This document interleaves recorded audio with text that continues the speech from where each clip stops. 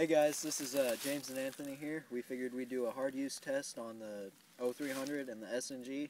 We didn't really get any of that in the other day when we did the review. You can see they're kind of dressy. I got a couple lanyards on them today, but that's all I got to say. James, you got anything?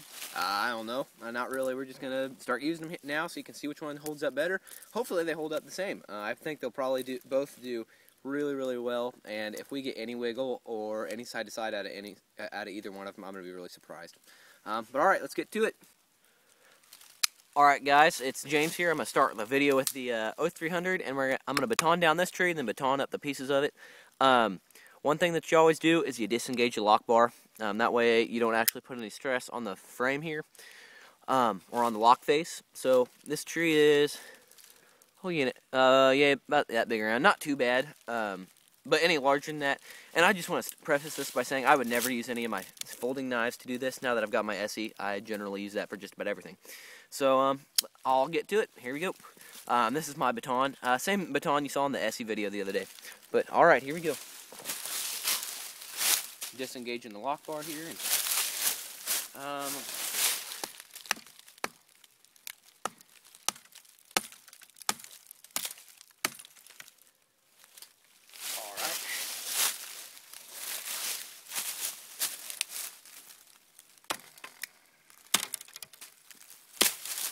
get that out of the way. Probably should have done that beforehand. Here we go.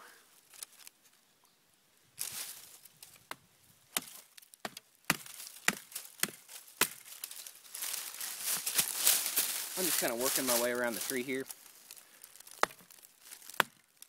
I'll start a little higher. What the hell? Oh, screw it.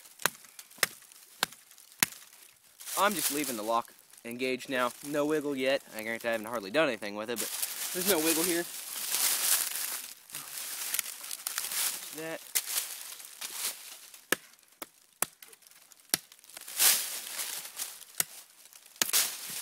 There you go. There's the ZTO 300. Absolutely nothing in any direction, and I'm really wrenching on this thing. So there's the first part here. We'll get on to the next part momentarily. All right, here we go. I finally got that tree baton down. Pretty easy, and I cut it in half again. I whittled that a little bit, then I batoned the rest in half. Holding the great edge, no wiggle. You can see I busted my hand there a little bit. Just smacked myself with the baton. I didn't actually cut myself, thank God. But here we go. Let me reposition that. Disengage the lock bar here. There we go. That is a real pain in the ass. I'm just going to lock that up. Show you what it does to the lock face. I don't care. Here's that. And this is some hardwood here. I can't tell you exactly what type of wood this is, but it's not softwood.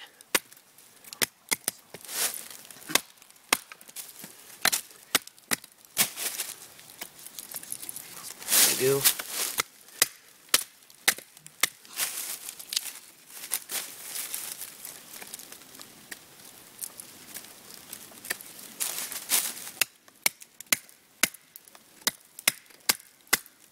I can just feel that a lot of stress is being put on here. Lockup has definitely gotten a little bit later, but deployment's gotten a lot slower. Can't exactly tell you what that's for, but deployment's slowed up a lot. But absolutely rock solid, no wiggle in any direction. I'm definitely gonna have to tear that apart and look at it though. We'll get that to you in the disassembly part of the video. I'll just start on this end here.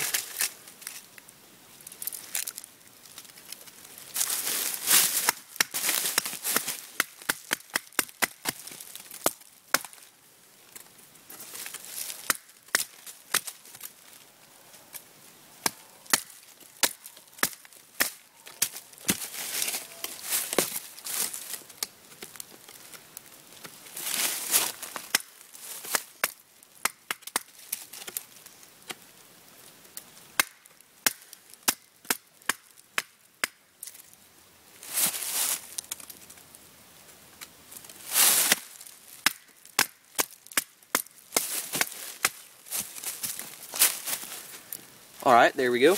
I think we'll do some prying after this, but like I said, the lockup's definitely got a little bit later. It was about 50%, now it's about 75%. Solid lockup. It's just gotten more solid. No up and down whatsoever. No side to side. Busted the crap out of my finger, but that don't matter. Everything heals. Really impressed with the way this knife has performed. No wiggle in any direction whatsoever. Really holding up pretty good, and it's holding an edge really well. Still just freaking razor sharp. No tip damage whatsoever. Doesn't even look like there's any microchips in there. But there's the ZTO 300. We'll get some prying in here in just 1 second. Alright guys, here's the last part of the video. Other than disassembly, I'm just going to do some general cutting into the side of this piece of wood here, this log, and then some prying on top of it. So just merely just to mess up the tip and the edge, see what I can do here. Here we go. And I'm thumping on this, just so you know, I'm not going easy on it. I expect I'm probably going to break something, actually. Ugh. Now, I'd just like to say again, this is not anything I would normally do with my folding knives. This is really just fixed blade stuff here, and it's pretty stupid that I'm doing it with a folding knife, but all for the sake of the video, I guess, huh?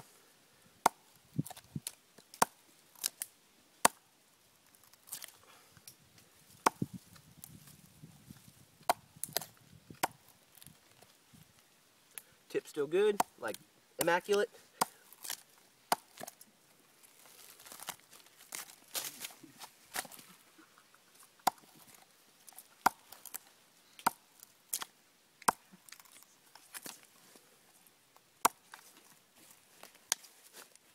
Ooh, I thought I broke something there.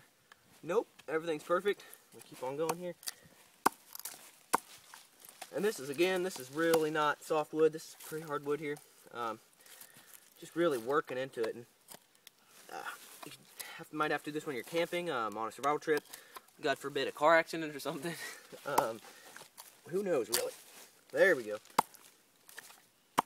If anything's going to give it side to side, it'd be this. If anything's going to ruin the tip, it'd be this. So, that's why we're doing it.